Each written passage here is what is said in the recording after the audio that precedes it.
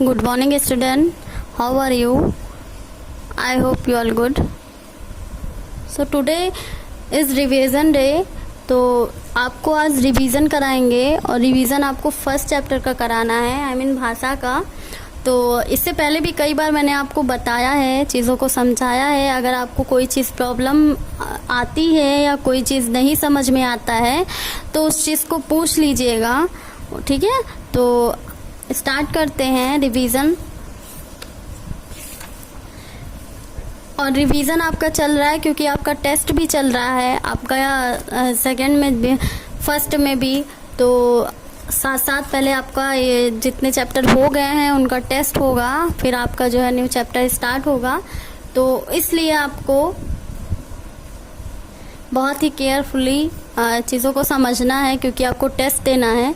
पहला पार्ट है आपका भाषा और व्याकरण। भाषा और व्याकरण को समझेंगे। भाषा मैंने आपको भाषा एक ऐसी चीज़ है कि अगर भाषा ना होती या भाषा का इस्तेमाल ना होता तो शायद एक दूसरे की बातों को ना हम समझ सकते, ना ही उनके विचारों को, उनके बातों को, उनके विचारों को, किसी चीज़ को ना समझ सकते, ना ही उत्तर दे सकते। और अगर ये सारी प्रक्रिया चलती रहा, सबके साथ प्रॉब्लम्स आती, क्योंकि भाषा एक ऐसी चीज़ है जिससे हम अपने बात को, विचार को, भाव को एक दूसरे से व्यक्त कर सकते हैं, एक दूसरे को समझा सकते हैं, दूसरों की बात हम सुन सकते हैं, समझ सकते हैं और अपनी बात दूसरों को सुना सकते हैं और समझा सकते हैं। यही है भाषा। तो एक दूसरे के विचारों और भाव को समझने का जो भाव होता है, साधन होता है। और तो भाषा हम पढ़ेंगे। ऊपर दिए गए चित्रों से पता चलता है कि हम बोलकर, सुनकर, पढ़कर तथा लिखकर आपस में विचारों तथा भावों का आदान प्रदान करते हैं। यही क्या है? भाषा है। यानी भाषा का जो साधन होता है वो बोलकर, सुनकर, पढ़कर, लिखकर, इस तरीके से हम अपनी बात को एक दूसरे के सामने व्यक्त करते हैं, दूसरों की बात को सुनते, समझते हैं और अपनी बात को दूसरों को सुनाते और समझाते हैं, जैसा कि हमें चित्र में दिख रहा है। तो चित्र में हमने पहले और दूसरे, तीसरे, चौथे 4 चित्र ऐसा है जिसमें भाषा का उपयोग किया गया। बस कहीं आपको मौखिक भाषा का उपयोग किया गया है दिखाई देगा और कहीं आपको लिखित भाषा का उपयोग दिखाई देगा। समझना ये है कि इन चारों में से कौन सा लिखित है भाषा का रूप और कौन सा मौखिक है भाषा का रूप। तो लिखित है, आपको बॉय दिख रहा है, लड़का दिख रहा है, वो कुछ लिख रहा है। तो लिखित यानी लिखना, लिख कर कुछ बताना, समझाना, तो उसको लिखित भाषा कहते हैं। और जो लोग बोल कर, यानी यहाँ सब बोल के बातों को क्लियर किया जा रहा, अपने भावों का आदान प्रदान किया जा रहा, तो ये मौखिक भाषा हो गया। तो यानी भाषा का जो उपयोग होता है वो कई तरीके से होता है। एक मौखिक होता है, लिखित होता है। मौखिक में हम बोल कर, सुन कर, समझ कर बातों को एक दूसरे से व्यक्त करते हैं, और तथा उसका लिखित का है, हम लिख कर दूसरों को अपनी बात पहुंचाते हैं, दूसरे पढ़कर उसे समझते हैं। ये लिखित भाषा में आता है।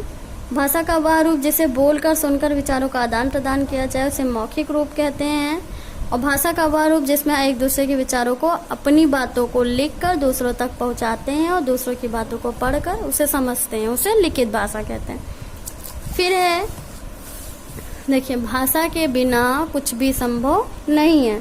जैसा मैंने आपको बोला, अगर भाषा ना होती, बोलते ना हम कोई चीज़, ना दूसरों की बातों को हम समझ पाते, तो कोई भी चीज़ होती हमें बोलने में, व्यक्त करने में बहुत प्रॉब्लम होती। ना तो हम चीज़ों को समझा पाते किसी को, ना ही किसी के द्वारा बोली गई, समझाई गई चीज़ों को हम समझ सकते हैं। आज भी क्या है, जो लोग नहीं बोल पाते हैं, ठीक है, जो लोग नहीं बोल पाते हैं उनके अंदर कोई भी बातें होती हैं, कुछ भी होता है, या तो वो इशारे से अपनी बात दूसरों तक पहुंचाते हैं, और या ही वह ऐसा बहुत कम होता है कि वो सारी बातें लिख कर बता सके। क्या पता जो ना बोल पा, बेहद महत्व है भाषा के बिना रूप। ऊपर दिए गए चित्रों के आधार पर भाषा के 2 रूप होते हैं, पहला मौखिक, दूसरा लिखित। मौखिक भाषा जब हम बोलकर अपने विचारों को दूसरों को पहुंचाते हैं तथा सुनकर दूसरों के विचारों को समझते हैं, यह भाषा का मौखिक रूप होता है, यानी जब हम बोलकर अपने विचार को, अपने बात को दूसरों को पहुंचाते हैं और दूसरा सुनकर उस बात को समझता है तब उत्तर देता है, उसे क्या कहते हैं? मौखिक। यानी बोलना और सुनकर समझना, ये मौखिक भाषा का रूप है। आइए कुछ उदाहरण देखें। ऊपर दिए गए चित्रों में सभी लोग बोलकर सुनकर भाषा का आदान प्रदान कर रहे हैं। यहाँ लिखित भाषा का कोई रूप नहीं दिया गया है, यहाँ केवल दिया गया है मौखिक भाषा का रूप। यानी बोलना और सुनना क्या है? मौखिक भाषा का रूप है। अपने बातों को, विचारों को आदान प्रदान कर रहे हैं और उसका साधन क्या है? बोलना और सुनना। यहाँ दो लोग खड़े होकर बात कर रहे हैं, फोन पर बात कर रहे हैं, यहाँ स्पीच दे रहे हैं, तो ये सारी चीजें क्या हो गई हैं? बोलने और सुनने की। ठीक है, तो ये बोलकर अपने बात को दूसरों से कह रहा है और ये सुनकर अपनी बात को, दूसरों की बात को समझ रहे हैं। तो भाषा का आदान प्रदान जो हो रहा है वो बोलकर और सुनकर हो रहा है, इसलिए ये क्या है? मौखिक भाषा का रूप है। भाषा का वह रूप जिसमें बोलकर सुनकर विचारों का आदान प्रदान किया जाए, मौखिक रूप होता है। लिखित भाषा, जब हम लिखकर अपनी बात को या विचारों को दूसरों तक पहुंचाते हैं तथा दूसरे पढ़कर उसे समझते हैं, तो यह भाषा का लिखित रूप है। यानी लिखना और पढ़कर समझना, ये क्या हो गया? लिखित भाषा का रूप है। तो यहाँ पे जितने भी उदाहरण में, आइए देखें कुछ उदाहरण। तो जितने भी उदाहरण हैं, 3 उदाहरण है, तीनों में आपको लिखित भाषा का यूज हो रहा है और समझने का यानी पढ़ने का यूज हो रहा है। तो यहाँ लिखना, अब ऐसा नहीं है कि लिखित भाषा बोल दिया जाए तो केवल लिखने वाली चीजें ही लिखित भाषा में आती हो, जिसमें लिखने का यूज किया गया हो वही लिखित भाषा में आता हो, ऐसा नहीं है। पढ़ने वाला भी लिखित भाषा में ही आता है, क्योंकि लिखना और पढ़ना दोनों लिखित भाषा का रूप है। ठीक है, तो यहाँ ये पढ़ रहे हैं और दोनों लोग लिख रही हैं, तो ये तीनों रूप जो हैं वो लिखित भाषा के रूप हो गए। दिए गए चित्रों में अध्यापिका और लड़की अपनी बात को लिखकर दूसरों तक पहुंचा रहे हैं, जबकि दादाजी अखबार को पढ़कर समझ रहे हैं। यह भाषा का लिखित रूप है। यानी तीनों रूप जो दिखाया गया है वो भाषा का जो है वो लिखित रूप है। अतः भाषा का वह रूप जिसमें हम अपने विचारों को या अपनी बात को लिखकर दूसरों तक पहुंचाते हैं तथा दूसरे पढ़कर उन्हें समझते हैं। कोई भी चीज है, अभी सिंपल सा उदाहरण देख लीजिए। फोन में मैसेज लिख के आप सेंड करते हैं, तो आपने अपने विचारों को, बातों को लिख के, भले उसमें आपने पेन नहीं उठाई या पेंसिल नहीं उठाया, आप टाइप कर रहे हैं, फिंगर से उसको लिख रहे हैं, उस विचारों को, भाव को आप दूसरी तरफ पहुंचा रहे हैं और दूसरा उसको पढ़कर समझकर उसका उत्तर दे रहा है। लिखित भाषा है, लिख भी रहे हैं, भले ही आप उसको फिंगर से लिख रहे हैं, चाहे जैसे भी लिख रहे हैं। आप उसमें वॉइस मैसेज भेजते हैं, लाइक ऑडियो भेजते हैं, आप बोलकर कोई बात अपने विचार दूसरों तक पहुंचाते हैं, दूसरों की बात को सुनकर समझते हैं, तो वो मौखिक रूप है, क्योंकि उसमें आप बोलने का काम कर रहे हैं, लिखने का काम नहीं कर रहे हैं। हमारा पेपर होता है तो उसमें हम लिखित रूप का उपयोग करते हैं, और हमारा मौखिक पेपर होता है, ओरल पेपर होता है, तो मौखिक रूप है, क्योंकि हम उसमें बोलकर अपने आंसर को देते हैं और सुनकर उस आंसर को देते हैं। यानी बोलना और सुनना हो गया हमारा मौखिक रूप। तो ये है आपका लिखित। यह भी जानिए, जिस प्रकार हम बोलते हैं उसी प्रकार पशु पक्षी भी अपने मन की बात एक दूसरे को बोलकर समझाते हैं।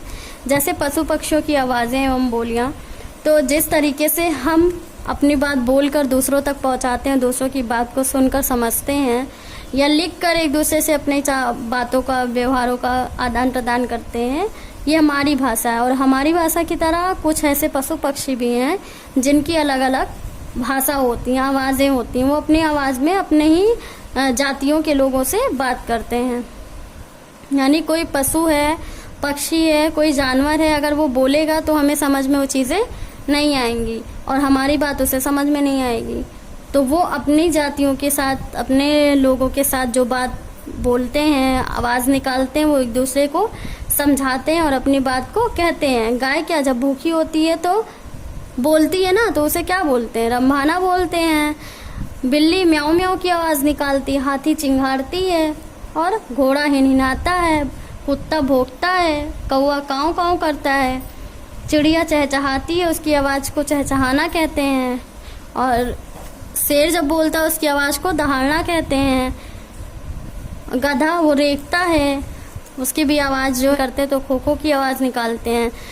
बकरी क्या कैसी आवाज़ निकालती है, मिनमिनाने की आवाज़ निकालती है। तो ये सारे लोग हैं, ये अपने ही जातियों की भाषा समझ सकते हैं, हमारी भाषा नहीं समझ सकते। बंदर के सामने हम कितने भी बोले या कितनी भी अपनी बात अपने विचारों को प्रकट करें, बंदर नहीं समझेगा।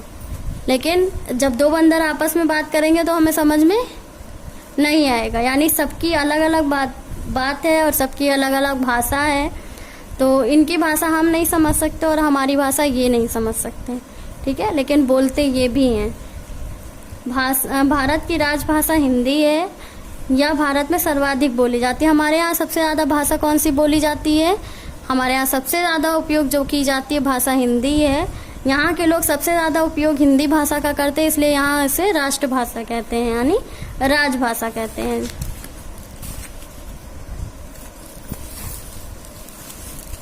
एक दूसरे के विचारों भावों को समझाने का साधन भाषा है। भाषा के दो रूप, लिखित मौखिक। भाषा का वह रूप जिसमें बोलकर सुनकर विचारों का आदान प्रदान किया जाए, मौखिक रूप कहलाता है। भाषा का वह रूप जिसमें हम अपने विचारों और अपनी बातों को एक दूसरे से लिखकर दूसरों तक पहुंचाते हैं, दूसरा पढ़कर समझता है। लिखित भाषा कहलाते हैं मनुष्य के साधन समान। पशु पक्षी बोलकर अपने मन की बात कहते हैं। भारत की राजभाषा हिंदी है, ठीक है। ये आपको ये सारी लाइनें वही आपके पाठ की दोहराई गई हैं। अब बहुत छोटा सा पाठ था भाषा, और केवल दो चीज़ें आपको समझनी है कि अगर आपको भाषा अपनी बात दूसरों तक पहुंचाएंगे और दूसरे कितना भी आपको समझाएं या बोलें, और आपको समझ में कैसे आएगा जब तक आप उसको सुन के उस चीज़ को समझेंगे नहीं। वही है, अगर आप नहीं बोल के बोलना, पढ़ना, सुनना, समझना समझेंगे तो भाषा का ज्ञान आपको कहाँ से होगा। लिखित के जगह लिखित का यूज़ करिए और ओरली यानी मौखिक के जगह मौखिक का यूज़ करिए। फ़ोन पे बात करते हैं मौखिक का यूज़ करते हैं, सामने किसी से बात करते तो ठीक के लिए बात करते हैं। कुछ बताना है पेपर, लिखित का यूज़ हम ज़्यादातर अपने स्कूल में करते हैं, पेपर में करते हैं, लिखित पेपर में करते हैं, ठीक है। कोई भी चीज़ें हैं, ऐसा तो है नहीं कि हम किसी किराने से अपनी बात को बताते हैं, ठीक है। तो वही है, आपको बोलकर, सुनकर, पढ़कर, लिखकर सारी चीज़ें जो हैं, सारी रूप जो हैं वो भाषा के ही हैं। और आपको इसी तरीके से अपने विचारों का आदान प्रदान करना है, वही भाषा है।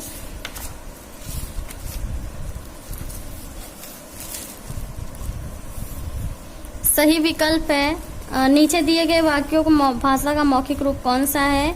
नेहा पत्र लिखती है, राधिका गाना गाती है, कृष्ण पुस्तक पढ़ता है, अंपायर आउट का इशारा कर देता है। तो यहाँ पे जो रूप है मौखिक का वो है राधिका गाना गाती है, ठीक है। तो ये आपका सही है। दूसरा है पशु तथा पक्षी अपनी बात समझाते हैं, इशारों से लिखकर, पढ़कर, बोलकर। वो बोलकर ही बताते हैं, उनमें इशारे नहीं होते कि वो इशारे से एक दूसरे को अपनी बात बोल सके या समझा सके, वो बोलते हैं, उनकी आवाज़ें होती हैं।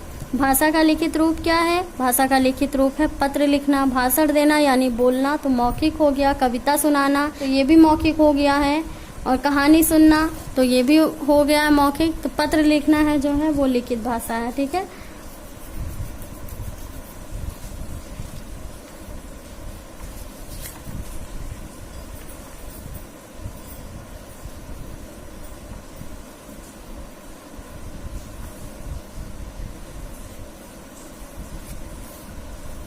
हाथी की बोली होती चिंगाड़ना, दहाड़ना, रंभाना, हिलाना नहीं है, चिंगाड़ना है। उचित शब्दों से रिक्त स्थानों की पूर्ति कीजिए।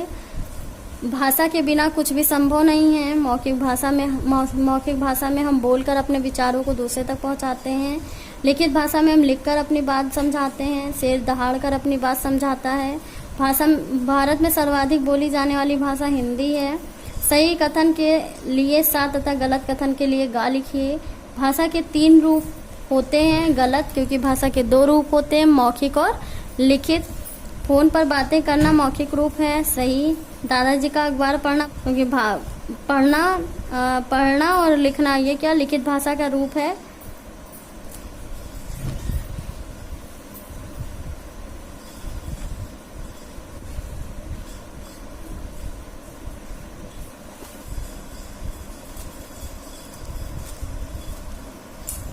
दादाजी का अखबार पढ़ना भाषा का लिखित रूप है, सही। कबूतर काँव काँव करता है, सही। भारत की राजभाषा हिंदी है, सही। नीचे दिए चित्रों रूप है, यानी दिए गए चित्र हैं, उससे बताना है कि कौन सा रूप है। तीनों मौखिक ही रूप है। पशु पे पांच पशुओं और 5 पक्षियों के नाम लिखकर उनकी बोलियां लिखिए। पशुओं के नाम है और बोली है, इस पे आप बेहद ध्यान दीजिएगा क्योंकि ये आपके टेस्ट पेपर में जरूर आएगा। तो आपको कैसे पशु और कैसे पक्षी बोलते हैं, इनकी आवाज़ों को आपको रिवीजन करना है। नीचे भी आपको भाषा पार्ट बहुत छोटा है और आप में जितनी भी सारी चीज़ें दी गई हैं बहुत इम्पॉर्टेंट चीज़ें, बहुत ज़रूरी चीज़ें हैं। और सारे मतलब पार्ट 1 से आप जितने भी अभ्यास कार्य हैं, question answer exercise, fill in the blanks, true false, कुछ भी है, कहीं से भी कोई भी क्वेश्चन आ सकता है, इसलिए पूरे पार्ट का आप रिवीजन करिएगा, कुछ भी इसमें नहीं छोड़िएगा। और ऐसे ही बता रहे हैं आपको कि अगर मान लीजिए आपका कोई भी पहले पार्ट का कुछ भी छूटा हुआ हो, चाहे क्वेश्चन आंसर हो, फिल इन द ब्लैंक्स हो या कोई भी एक्सरसाइज हो, तो आप वीडियो को रोक कर पूरा कर सकते हैं, लेकिन आप पहले रिवीजन कर लीजिएगा। बाद में आप इस वीडियो को देख के आप वर्क को पूरा कर लीजिएगा, क्योंकि ये रिवीजन जो है आपको करा रहे हैं, तो आपका मंडे को वीडियो जाएगी तो आपका ट्यूसडे को टेस्ट रहेगा, इसलिए रिवीजन सबसे ज़्यादा ज़रूरी है। पहले रिवीजन कर लीजिएगा, उसके बाद वीडियो आपके पास रहेगी। आप यहाँ इस वीडियो से वर्क निकाल के आराम से कंप्लीट कर सकते हैं जिन बच्चों का नहीं हुआ है, ठीक है। और अगर वीडियो में क्लियर नहीं आता है तो जिनको पीडीएफ चाहिए वो मैसेज कर देंगे, पीडीएफ उनको मिल जाएगी। अब चलते क्वेश्चन आंसर का रिवीजन करते हैं। पहला है भाषा किसे कहते हैं? हम बोल तक पहुंचाते हैं, दूसरों की बात सुनकर समझते, उन्हें भाषा कहते हैं। प्रश्न नंबर खा, भाषा के कितने रूप होते हैं? उनके नाम लिखिए। भाषा के 2 रूप होते हैं, मौखिक और लिखित। मौखिक भाषा किसे कहते हैं? बोलकर अपनी बात दूसरों तक पहुंचाना, दूसरों की बात सुनकर समझना ही मौखिक रूप है भाषा का। लिखित भाषा किसे कहते हैं? हम अपनी बात लिखकर दूसरों तक पहुंचाते हैं, दूसरों की बात पढ़कर समझते हैं, दूसरे उस बात को पढ़ते हैं और समझते हैं, उसे लिखित भाषा कहते हैं। फिर है भाषा की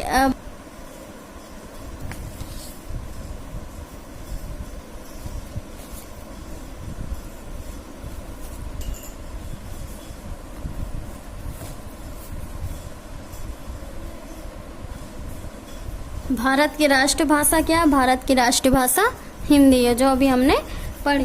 तो ये आपका क्वेश्चन आंसर है। आप वीडियो पोस्ट करके इसको पूरा कर लीजिएगा जिसका नहीं हुआ होगा, और अगर जिसका हो गया होगा वो रिवीजन कर लीजिएगा। जिनका नहीं हुआ होगा वर्क करके वो रिवीजन कर लेंगे, रिवीजन करके वर्क कर लेंगे। है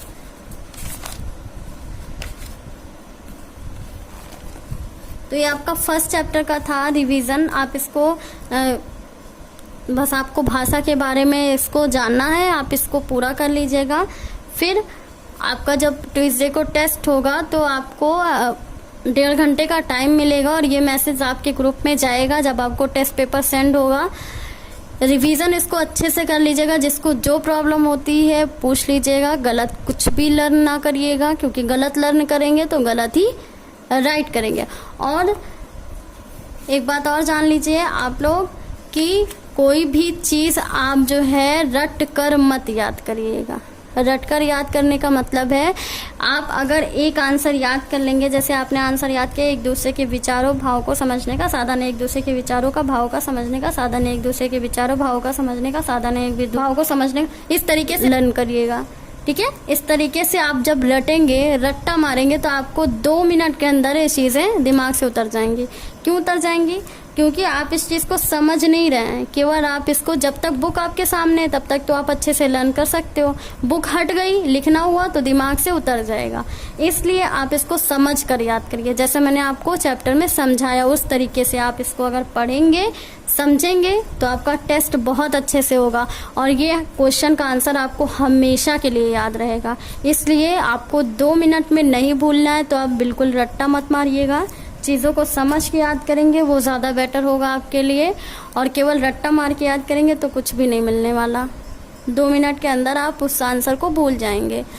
अगर आप समझेंगे तो आपको 10 दिन के बाद भी अगर उस क्वेश्चन का आंसर पूछा जाएगा तो आप आंसर दे सकते हैं। लेकिन अभी आप रट्टा मार रहे हैं तो तुरंत बता सकते हैं। ज़्यादा से ज़्यादा 2 घंटे के लिए माइंड में, उसके बाद आपके माइंड में क्वेश्चन का आंसर नहीं रह जाएगा। और ये आपको नहीं करना, आपको चीज़ों को समझना है, उसके बाद उसको लिखना है। तो समझ के लिखने के लिए आपको ज़रूरी है कि आप चीज़ों को समझ के याद करिए। चाहे जितना क्वेश्चन का आंसर हो, चाहे जो भी एक्सरसाइज हो, पहले उसको समझिए। नहीं समझ में आ रहा पूछिए, लेकिन गलत समझ के नहीं लिखना है। और कोई भी चीज़ आपको रट्टा मार के नहीं लिखना है। रट्टा मार के लिखने से आपका कुछ भी नहीं मिलना, आपको मार्क्स मिलेंगे और वो भी उस दिन मिलेंगे जिस दिन आपका टेस्ट होगा। उसके बाद मार्क्स के भी आपको कुछ नहीं होने वाला, मार्क्स भी नहीं मिलने वाला है आपको। इसलिए आपको लर्न करना है, आपको रट्टा नहीं मारना, समझ के आपको याद करना है। ठीक है, कोई प्रॉब्लम होती है तो उसको पूछ लीजिएगा। MPS कोड इस हिंदी सेकेंड टेस्ट पार्ट 1।